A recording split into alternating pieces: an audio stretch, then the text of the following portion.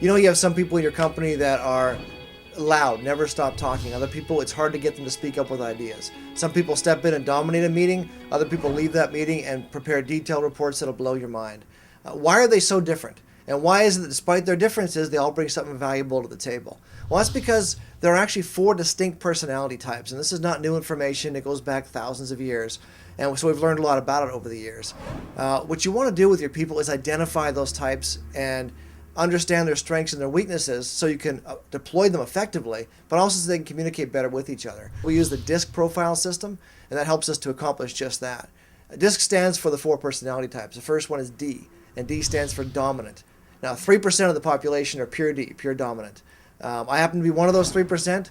Dominant people are very task-oriented, very focused, and very deadline-oriented, very bottom-line oriented. They're comfortable stepping up and taking charge of a situation, even if nobody's asked them to. They're quite comfortable telling other people what to think.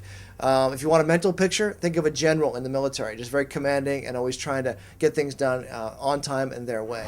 Now, the second type is the I personality, which is the influencer. 11% of the population are I personalities, and I personalities are more personally relational, whereas the D is more task-oriented.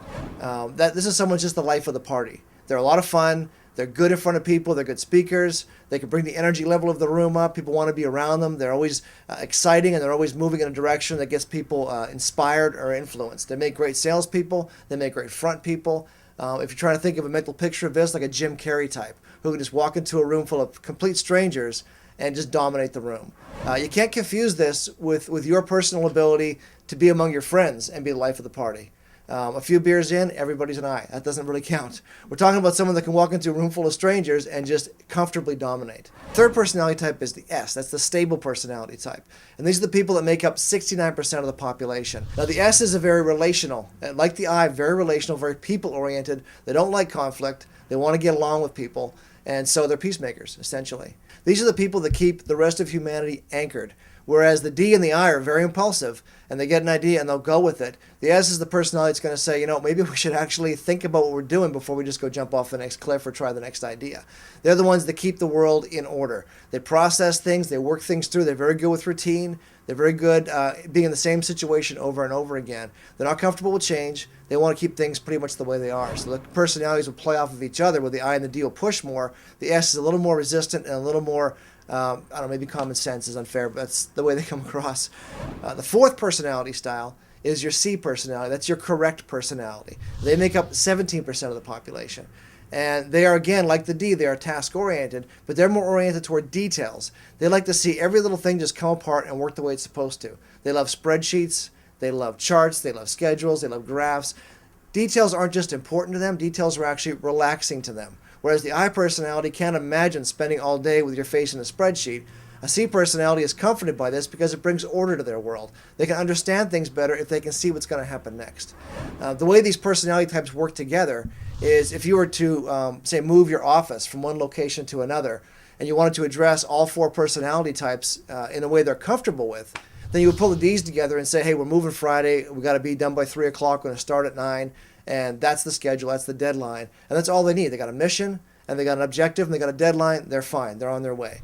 You pull the I's together, and you say, it's going to be fun. We're going to order a pizza. We're going to have a casual day. We're going to start late, probably go home early. It's going to be a lot of fun. You tell them that, and right away, they're on board. They know it's going to be a good day and not just a complete drag, which is what moving often sounds like. You pull your S personalities together, and they're not comfortable with change. So they're going to want to see the next step physically before they're going to be able to buy into it. So you want to take them over there to the new location and actually show it to them.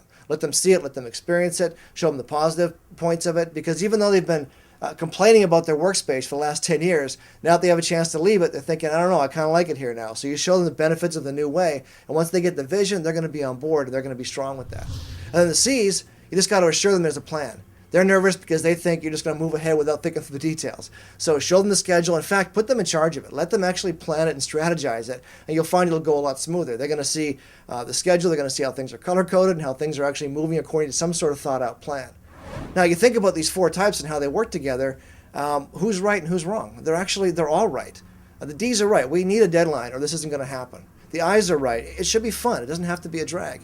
The S's are right. We should go look at it first to make sure it's going to work. And the C's are right. We should have a plan. So all four of these come together, and you need all four of them on a team to get the most out of your people.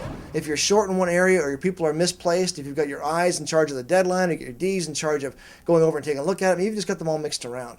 You want to have the right people in the right place, playing to their strengths, understanding and respecting each other, and learning how to communicate with each other. Then you're going to have a more functional team, and you're going to have happier people moving the way they were created to move. And that's the point of profiling your company and finding out what exactly you have on your team and how to use them the best. If you want to learn more about D.I.S.C, or you want to get some help applying this resource, go to thecredosolution.com and provide you with the profiles and help you apply this resource within your company.